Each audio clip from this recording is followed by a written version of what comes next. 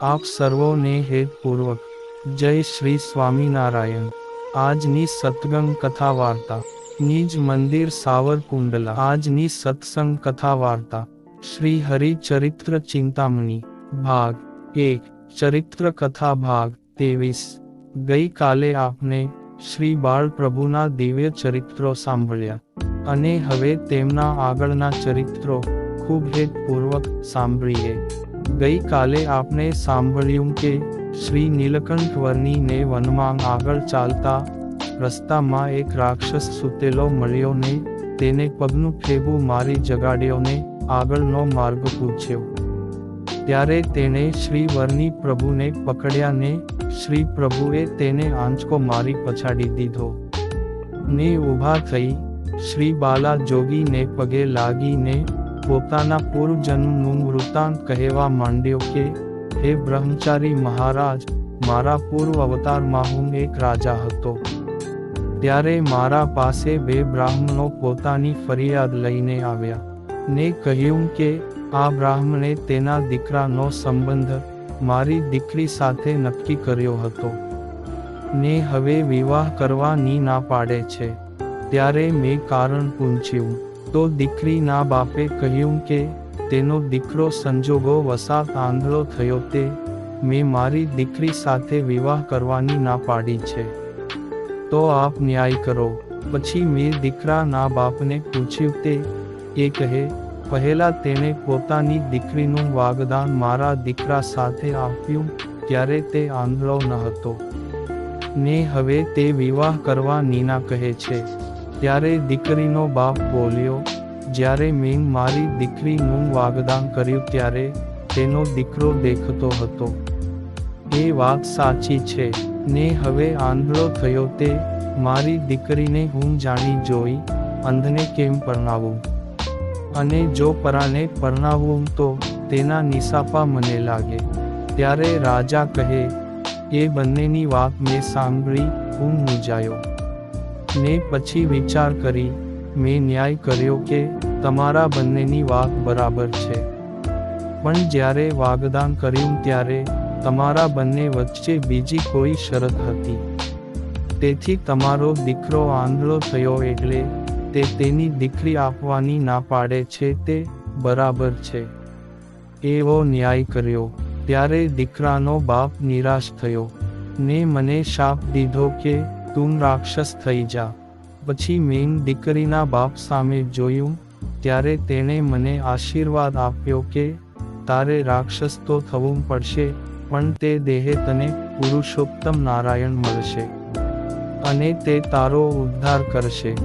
આમ વાત સાંભળી શ્રી પ્રભુએ તેને આશીષ આપ્યા અને કહ્યું કે થોડા દિવસમાં તારો દેહ પડી જશે અને તું આવતા જન્મે જેતપુર ગામમાં બસિયા એવા કાઠી કુળમાં પ્રતાબસિયા નામે જન્મ લઈશ ને ગઢપુરમાં હું તને મારી સાથે રાખીને પછી મોક્ષ કરીશ। પછી તેણે નીલકંઠ બ્રહ્મચારીને દંડકારણ્ય જવાનો રસ્તો બતાવ્યો। તે શ્રી પ્રભુ ત્યાં આવ્યા અને તેની પ્રદક્ષિણા કરી ગોદાવરી નદીમાં સ્નાન કર્યા ને ત્યાં રહેલા બીજા તીર્થોને પણ પાવન કરી ત્યાંથી ચાલ્યા તે નાસિકપુરમાં પધાર્યા। ત્યાંના માણસો નીલકંઠ પ્રભુના દર્શન કરીને ખૂબ જ રાજી થયા। પછી ત્રંબકેશ્વર મહાદેવના દર્શન કર્યા ને ત્યાંથી ચાલ્યા તે કેટલાક દિવસે સુરત પધાર્યા। ત્યાં તાપી નદીમાં સ્નાન કરી ચાલ્યા તે ભરૂચ પધાર્યા। ત્યાં નર્મદા નદીમાં સ્નાન કરી ચાલ્યા તે મહી નદી ઉતરીને ગામ બોચાસણ કાનદાસ પટેલના ખેતરમાં ઉતારો કર્યો ને કૂવા ઉપર નાહવા ગયા। તે વખતે કાનદાસ તો પોતાને ઘેર હતા। ત્યારે આકાશવાણી થઈ એ કાનદાસ તમે તો અહીં બેઠા મનસુબા કરો છો, પરંતુ સાક્ષાત પુરુષોત્તમ નારાયણ તમારા ખેતરમાં પધાર્યા છે, એ હમણાં નાહીને પોતાનું નિત્ય કર્મ કરી ત્યાંથી નીકળી જશે, માટે તમારે દર્શન કરવા હોય તો ત્યાં જાઓ। આ સાંભળતા કાનદાસ તો ઓચિંતા ઊભા થયા અને પોતાની માતાને કહ્યું ચાલો આપના ખેતરમાં ભગવાન પધાર્યા છે, તે દર્શન કરવા જઈએ અને તેને ઘેર તેડી લાવીએ. ત્યારે ડોશી કહે, મારે તો આજ બ્રાહ્મણ જમાડવાના છે, તો રસોઈ કરાવું છું, માટે હું નહીં આવી શકું. તું તેને અહીં તેડી લાવ. ત્યારે કાનદાસ કહે, બહુ સારું. એમ કહી તેડવા જાય છે. એટલામાં તો કેટલાક બીજા લોકોને પણ આ વાતની જાણ થતા તેઓ પણ કાનદાસની સાથે ચાલ્યા ને ખેતર પહોંચ્યા. ત્યારે તેમાં કેટલોક તેજનો સમૂહ જોયો ને સર્વેના મન શાંત થઈ ગયા. તેથી મહા આશ્ચર્ય પામી સર્વે કાનદાસ પ્રત્યે બોલ્યા, ઓહો ભાઈ, આવું તેજ તો સાક્ષાત સૂર્યનારાયણ માં જ હોઈ શકે, માટે એ જરૂર ભગવાન છે. તો હવે પોતાનું તેજ લીન કરી આપણને દર્શન આપે તો સારું. ત્યારે તેમના સંકલ્પો શ્રીહરિ અંતર્યામી પણ એ જાણી બધું જ તેજ પોતાનામાં સમાવી દઈને પોતાનું બ્રહ્મચારી રૂપે સર્વને દર્શન આપ્યું. ત્યારે સર્વજન પગે લાગીને સ્તુતિ કરવા લાગ્યા. પછી કાનદાસ કહે, એ બાલા જોગી આપ મારે ઘેર પધારો. ત્યારે નીલકંઠ વર્ણી કાનદાસની સાથે તેના ઘેર ગયા. તે વખતે બ્રાહ્મણોને જમવા માટે પંક્તિ થયેલી. તેથી કાનદાસે કહ્યું, એ મહારાજ, તમે પણ સ્નાન કરી જમવા પધારો. ત્યારે શ્રી પ્રભુ સ્નાન કરીને જમવા માટે બેઠા. ત્યારે પત્રાવળી માંગ પીરસેલો એક લાડુની થોડીકોર માંગીને મહારાજ પોતાના મુખમાં મૂકીને બેસી રહ્યા. તે વખતે કાનદાસની માંગ બહાર આવ્યા. મેં જોયું તો બ્રહ્મચારી પ્રભુ પર ખૂબ જ ખેદ થયું. એટલે પગે લાગીને બોલ્યા, જે હે બાલા જોગી, તમે જમતા કેમ નથી? ત્યારે મહારાજ કહે, અમને દૂધ આપો તો જમીએ.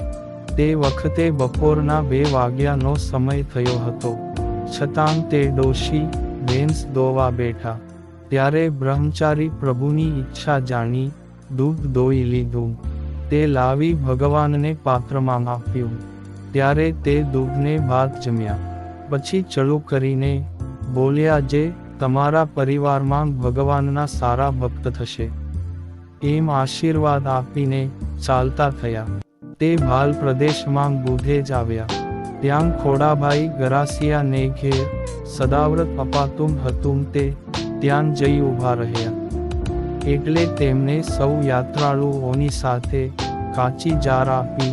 ત્યારે શ્રી પ્રભુ બોલ્યા, અમે તો કંઈ કાચું અનાજ લેતા નથી ને તૈયાર ભોજન હોય તો લાવો.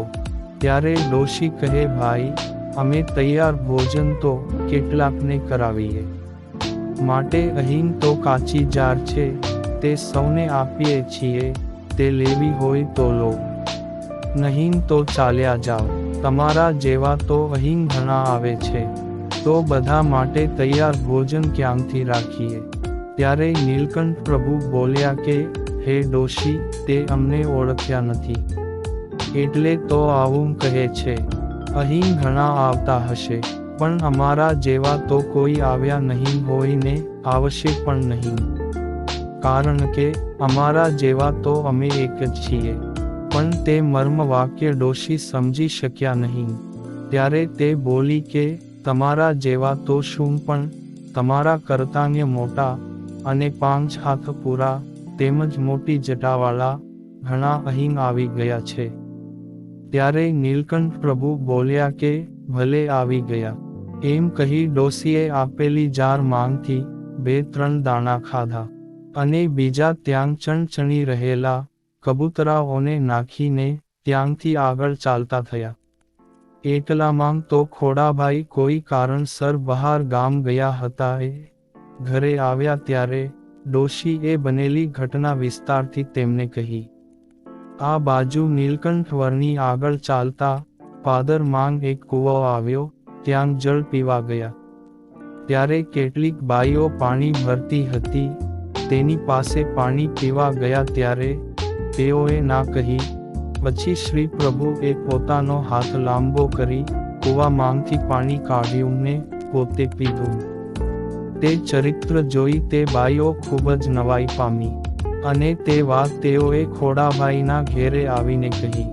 તે સાંભળી તે વિચાર કરવા લાગ્યા, આ તે શી વાત કરે છે? મારા સદાવ્રત માંગ ભગવાન આવી ગયા કે શું? એમ વિચાર કરીને ઘોડા ઉપર સવાર થઈ નીકળ્યા. તે ગામને આજુબાજુ 5-7 ગાઉને આશરે આંટા મારીને જોયું, પણ ક્યાંય બાલા જોગીને જોયા નહીં, એટલે નિરાશ થઈને પોતાને ઘેર પાછા આવ્યા.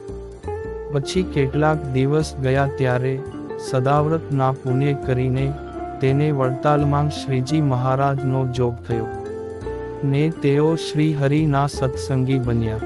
પછી બુધેશથી ચાલ્યા એવા નીલકંઠ બ્રહ્મચારી સાબરમતી નદી ઉતરવા જતા હતા. ત્યાં તેમને લાખો કોળી મળ્યો. તેને મહારાજે પૂછ્યું, તારી જોડીમાં શું છે?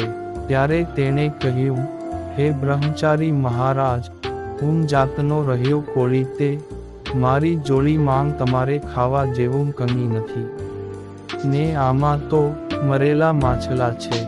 એ સાંભળી બાલા જોગી બોલ્યા, એ ભાઈ, તું આવું પાપ કરે છે ને જીવ હિંસા કરે છે. તે પાપ કર્મ માંગથી તું ક્યારે છૂટીશ એની તને ખબર છે? આજ દિવસ સુધીમાં તે કેટલાય જીવ માર્યા હશે.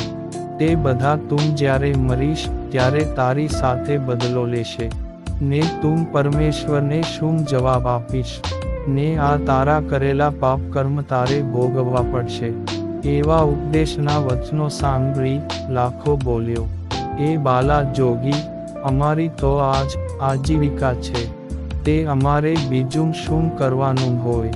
એમ કહેતા પોતે થરથર કાપવા લાગ્યો, અને શ્રી પ્રભુને કહ્યું કે, હે જોગી મહારાજ, આ વર્ષે અમારા દેશમાં તો દુષ્કાળ પડ્યો છે.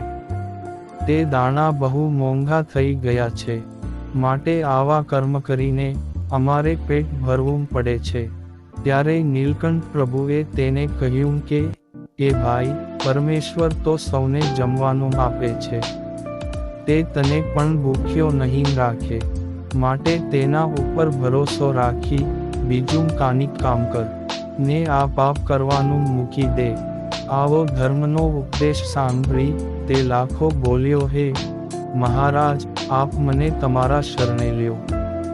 ત્યારે બ્રહ્મચારી પ્રભુએ તેને વર્તમાન ધરાવ્યા, 5 નિયમ પાળવાના કહ્યા, ને કહ્યું કે આ 5 નિયમ પાળીશ ને પરમેશ્વરનું ભજન કરીશ તો જીવનમાં કોઈ દુઃખ નહીં આવે. પછી બાલા બ્રહ્મચારીએ પોતાના કમંડળ માંગથી જળની અંજલિ ભરી લાખા પાસે રહેલી જોડીમાં છાંટ્યું. તે તેમાં રહેલા બધા માછલાઓ જીવતા થઈ પાણીમાં ચાલ્યા ગયા, ને તે લાખાનું કલ્યાણ કરી પોતે આગળ ચાલ્યા. ત્યારે તે બોલ્યો, હે બાલા જોગી, અત્યારે સાબરમતી માં ખૂબ જ પૂર આવેલું છે, તો તમે સામે કાંઠે નહીં જઈ શકો તો મારા ઘેર આવો, ને પાણી ઉતર્યા પછી આગળ ચાલ્યા જજો. ત્યારે બાલા જોગી બોલ્યા કે, અમને કાંઈ પાણીનું પૂર નહીં નડે, માટે તું કઈ ચિંતા કરીશ નહીં. ત્યારે તે બોલ્યો, પણ તમે સામે કાંઠે સલામત રીતે પહોંચ્યા છો તે મને કેમ ખબર પડે? ત્યારે નીલકંઠ પ્રભુ બોલ્યા કે, તું અહીં ઊભો રહેજે, અને હું સામે કાંઠે જઈ આ મારો સફેદ ખેસ ઊંચો કરી ધજાની જેમ ફરકાવીશ, એટલે તું જાણજે હું સામે કાંઠે પહોંચી ગયો છું.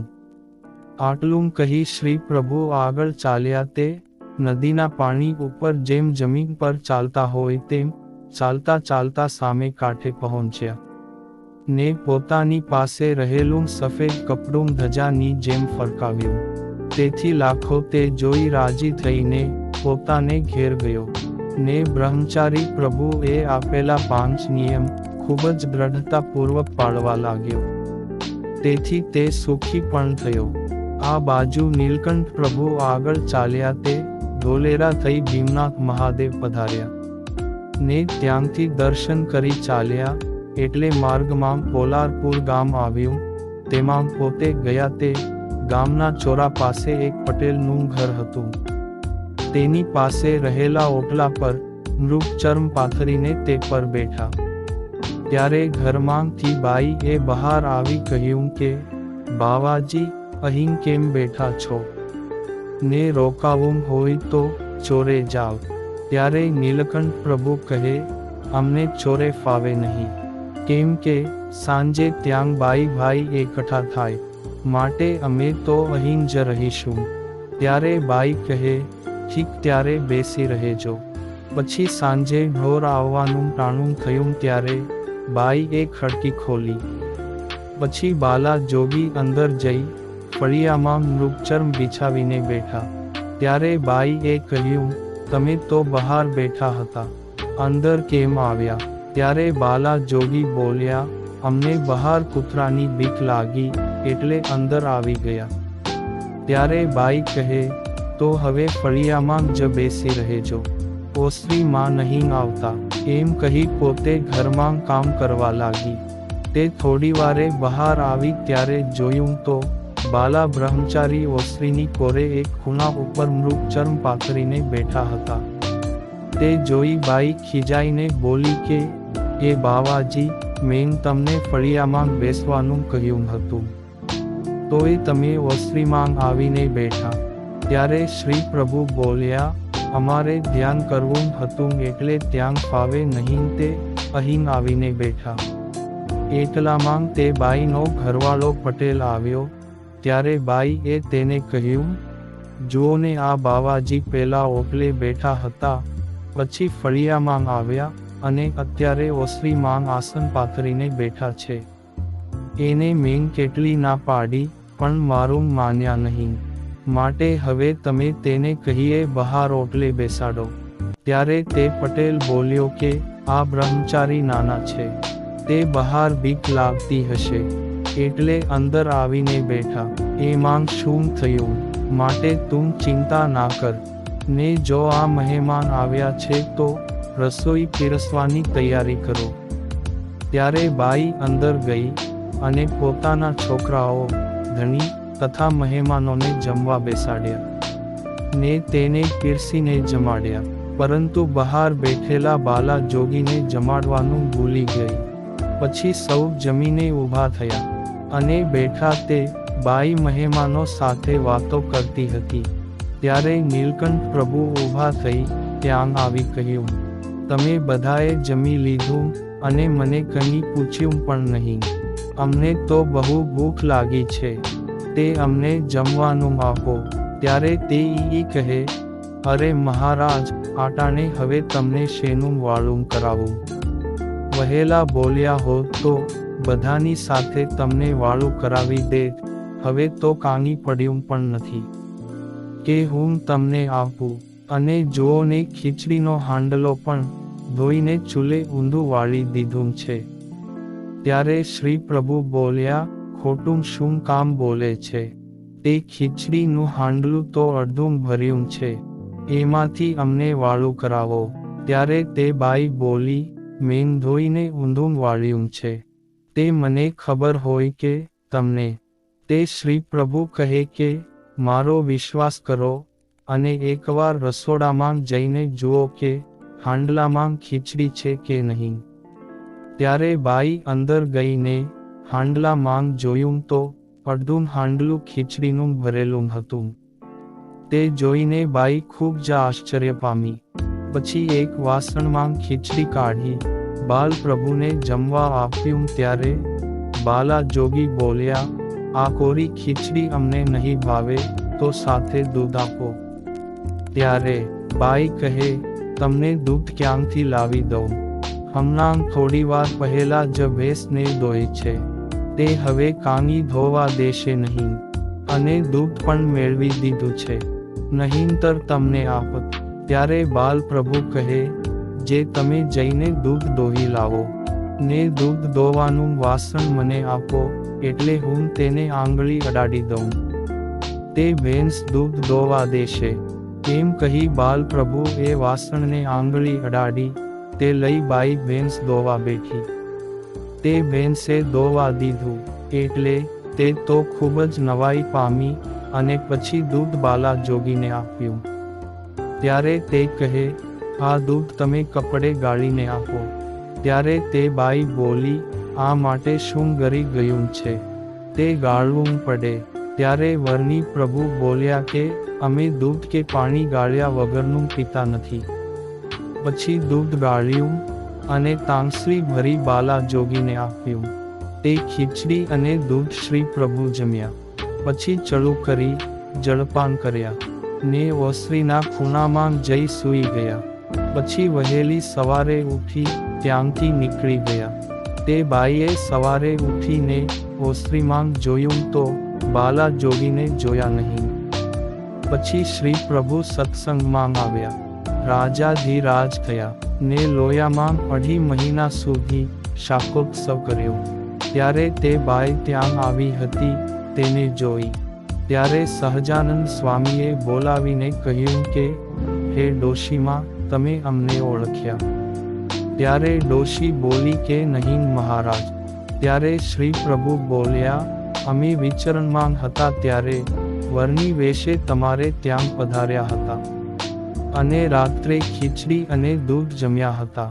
તેથી બાઈને સ્મૃતિ થઈ આવી અને ભગવાન શ્રી હરિને હાથ જોડીને બોલી કે, જ્યારે તમે મારા ઘેર આવ્યા ત્યારે તો નાનકડા બ્રહ્મચારી હતા અને અત્યારે તો આ સત્સંગના રાજાધિરાજ થઈ ગયા છો. તે હું તમને ઓળખી ન શકી અને તમે મારા ઘરેથી જે દિવસના ગયા ત્યારથી હું તમને ખોળતી હતી તે આજ તમે મળ્યા. તોય તમને ઓળખી ન શકી. તે મારા અપરાધને માફ કરી તમારા શરણે લ્યો. પછી શ્રી પ્રભુએ તે ડોશીને વર્તમાન ધરાવ્યા, કંઠી બાંધી પોતાના આશ્રિત બનાવ્યા. ને ઉત્સવ પૂરો થયો ત્યારે તે બાઈ ઘરે ગઈ, પરંતુ શ્રી સહજાનંદ સ્વામીની મૂર્તિ મેં યાદ કરી, સ્વામિનારાયણ સ્વામિનારાયણ એવું ભજન કરતી હતી. આ બાજુ શ્રી નીલકંઠ પ્રભુ આગળ ચાલ્યા તે ક્યાં પહોંચ્યા તેની સત્સંગ વાર્તા અત્યારે નહીં, પરંતુ આગળના ભાગમાં સાંભળશું. અત્યારે આપ સૌને હેતપૂર્વક જય શ્રી સ્વામિનારાયણ.